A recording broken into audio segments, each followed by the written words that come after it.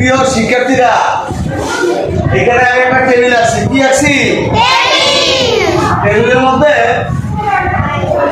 প্রথম লেখা কি? ক্রীড়া প্রতিযোগিতা। কি প্রতিযোগিতা? এই পাশে বাম পাশে আছে লেখা কি? প্রতিযোগীর নাম। কি প্রতিযোগী কে? তুমি অংশগ্রহণ করতেছে, তুমি তোমার নাম নাকি? তারপর আছে কি? শ্রেণী। তারপরে কি আছে? শ্রেণী কি? দ্বিতীয়। দ্বিতীয় মানে হলো দয় ব রসিকার তয় দিগাতি। তারপরে শাখা, ছেলের হলো ক শাখা, মেয়ের হলো খ শাখা। ছেলেরা ক শাখা, মেয়েরা। তারপরে হলো রোল, যার যার রোল নাম্বার। ঠিক আছে? এবার কোন কোন খেলায় অংশ নিতে চাও?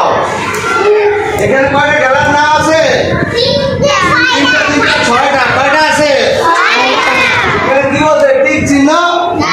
তুমি সর্বোচ্চ তিনটা খেলায় অংশ নিতে পারবো। কয়টা? এখানে দৌড় আছে, দড়িলাভ আছে, দীর্ঘলাভ আছে। এখানে আছে মোরগ লড়াই, বিস্কুট দৌড়, বল নিক্ষেপ।